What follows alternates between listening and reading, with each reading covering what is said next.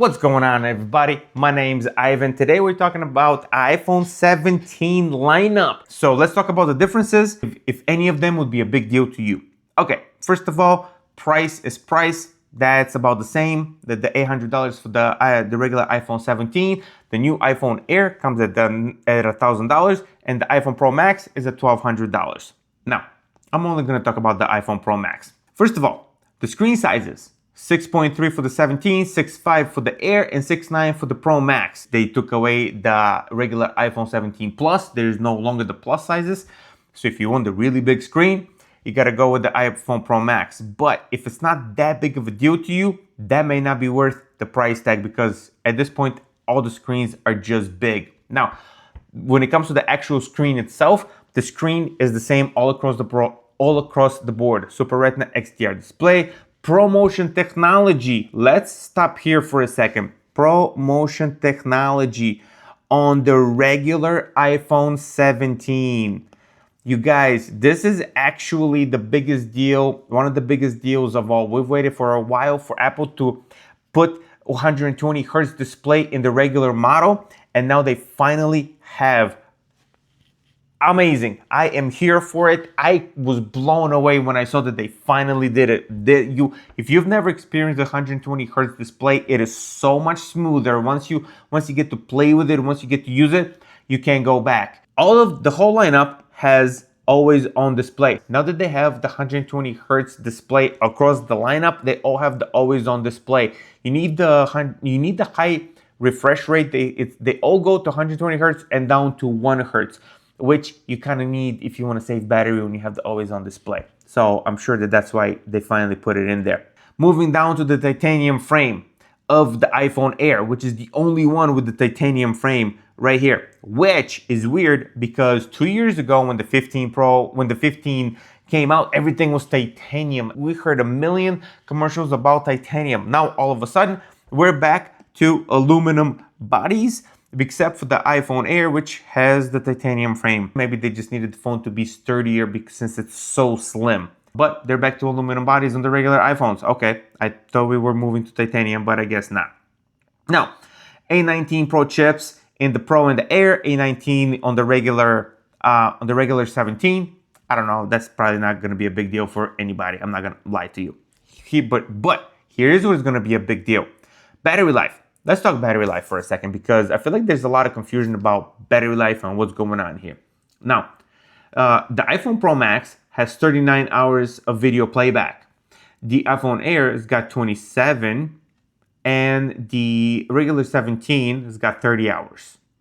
Now, the iPhone Air has the worst battery life of the bunch, which honestly, as it should, as thin as it is, with screens almost as big as the iPhone Pro Max, it's impossible to have the best battery life. So it has the worst battery life. If battery life is a thing for you, the iPhone Air is not the one you go with. Okay guys, so I want to show you something from a couple years ago.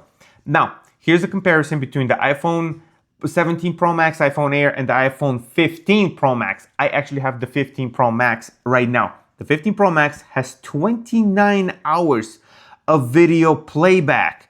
29.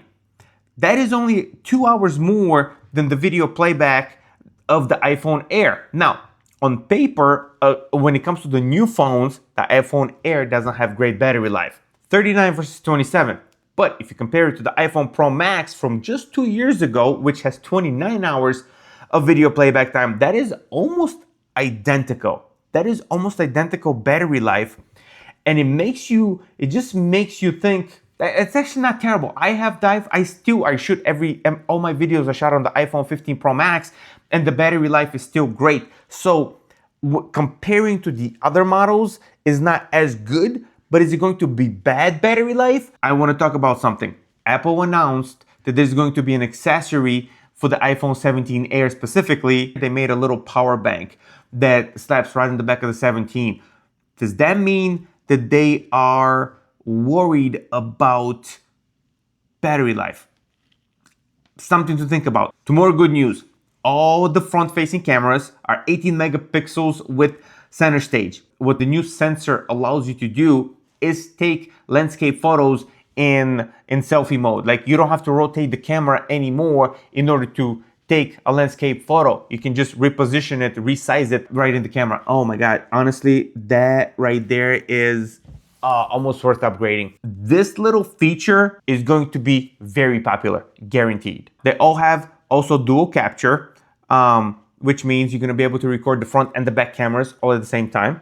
Very cool, love that. If your only camera that you use is your phone camera, I suggest you go with the Pro model. It's got the most options. It's got the ultra wide, the telephoto, the regular, the main camera. They're all 40 megapixels across the board, but the Pro has the most cameras. The Air, however, has the least cameras. Obviously, least space for anything, least cameras. They just have one main camera. No wide camera, no telephoto camera, just one main camera. Are you gonna be okay with that? Most likely, sure. But I'm just saying, if video and photo is that important to you, the Air may not cut it.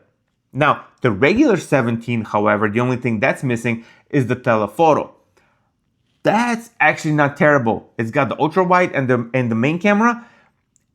That I would actually be okay with. Okay, so needless to say, the macro photography is absent on the Air. It's not there. If you like to take a lot of up close pictures of something, not gonna be as good. Are they gonna be bad? No, they're just not gonna be as good. Also, the one thing that's missing from the iPhone Air is macro video recording. Some of these actually might matter to normal people. You may just want to catch a cool bee somewhere in a leaf and you won't be able to with the Air. Okay, now flip it back to the front camera. Again, cinematic mode, missing from the iPhone Air. ProRes recording only available on the iPhone Pro, which is just fine. No biggie there. Everything else is pretty much the same because it's the same sensor in there.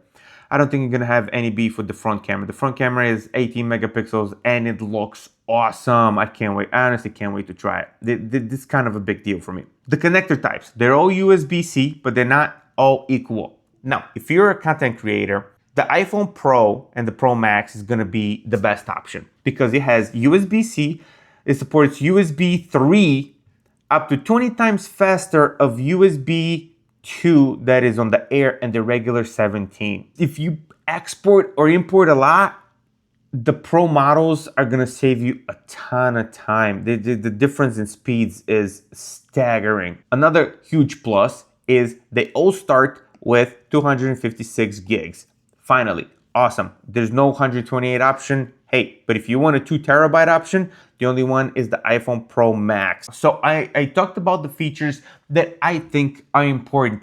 There may be other features that I did not mention that are important to you. So make sure you do your homework before you make a purchase because I'm sure there's a lot of things that I did not mention. I think all these phones are going to be fantastic. I don't think there's going to be a bad phone across the lineup. If you don't need any extra features and you want a really good phone, go with the regular iPhone 17. That right now is an amazing deal. It finally became the phone that it should have been. That's all I wanted to touch upon, you guys. Let me know what you're thinking. Let me know what I should have covered. If there's anything you wanted to cover, leave some comments, let me know. And you know what? Either like, subscribe, comment, anything. It all helps me out and gives me an idea of where I should go with my next videos. I love talking to you guys and I love getting the feedback. So I appreciate you guys watching. I appreciate you helping out the channel and I'll see you guys in the next one, man. Peace.